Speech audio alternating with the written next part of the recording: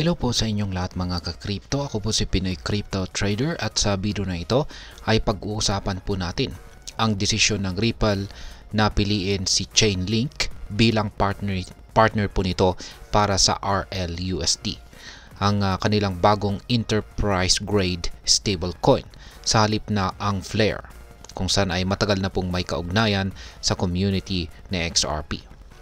Bakit nga ba nangyari ito? At ano po ang ibig sabihin nito para sa atin bilang mga Pinoy crypto traders at investors ni XRP? Kaya yan po ang siyang ating aalamin dito. Pero bago po tayo magpatuloy, ay nais ko lamang po munang bigyang linaw ang aking disclaimer kung saan ang nilalaman po ng video na ito ay hindi po ito isang financial advice. For education and information purposes lamang po ang layunin nito. Ayan, ang RLUSD ay isa po itong stablecoin na dinevelop ng Ripple para magdala ng liquidity at mag-boost ng decentralized finance or DeFi sa XRP ledger.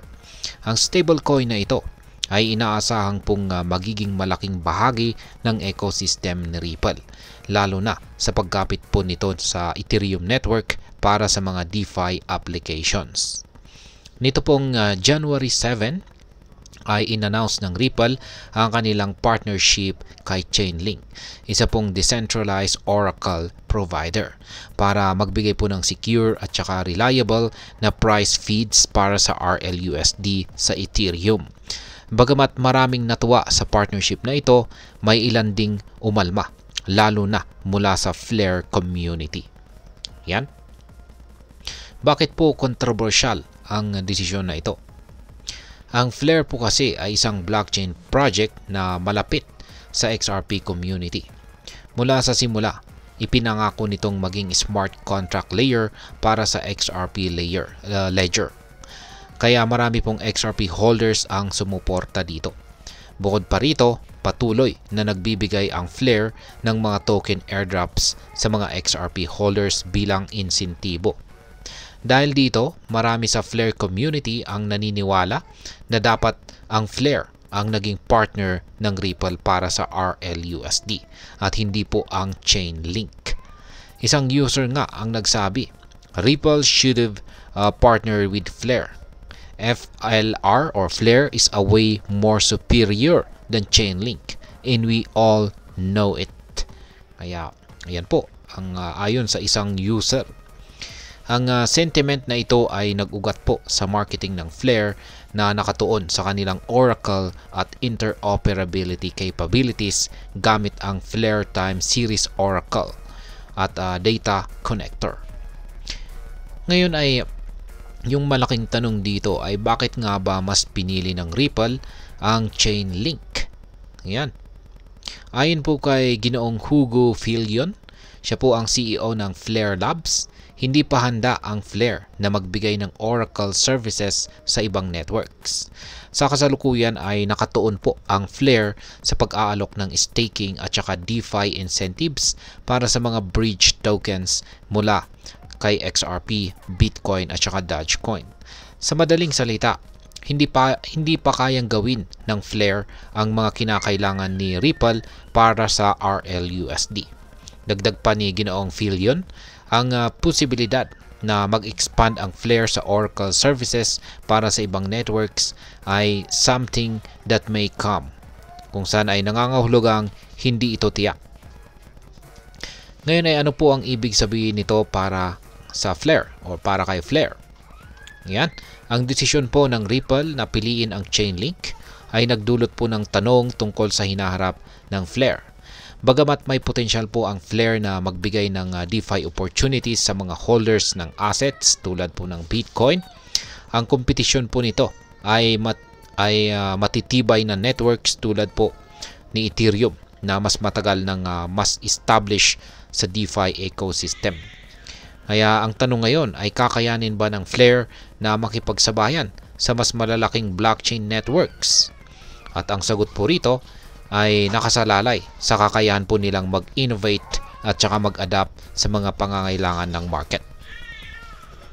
At ngayon ay ano naman po ang maaaring maging epekto nito para sa atin bilang mga Pinoy crypto traders at investors? Yan, una ay ang pagkakaroon po ng mas malinaw na DeFi opportunities.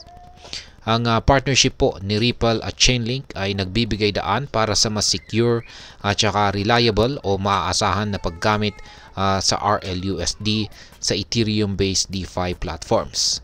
Kung ikaw po ay gumagamit ng DeFi para sa trading o lending, maaaring maging kapaki-pakinabang po ito. Pangalawa ay ang mas kaunting dependency kay Flare.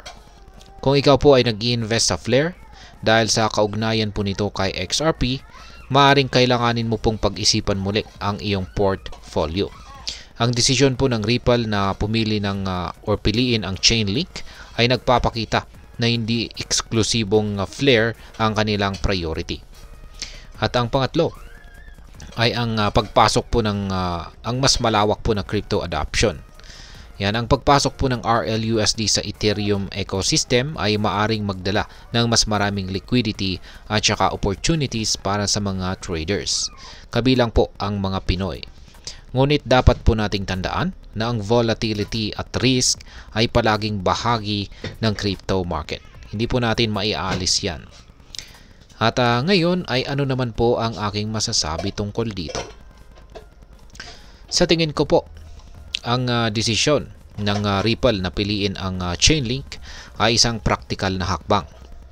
Ang Chainlink ay matagal nang napatunayan or kanya pong napatunayan sa larangan ng Oracle Services na matindi ang kanyang services. Kaya't mas madali para kay Ripple na magtiwala rito para sa RLUSD. Gayunpaman ay hindi po nangangahulugang tapos na ang laban para kay Flare. Kung magpapatuloy po ang kanilang innovation at magbibigay po sila ng mas mahusay na serbisyo, posible pa rin silang maging mahalagang bahagi ng DeFi ecosystem. Yan, para sa mga Pinoy crypto enthusiast, ang mahalaga ay manatiling updated sa mga ganitong balita. Hindi po sapat ang umasa sa hype.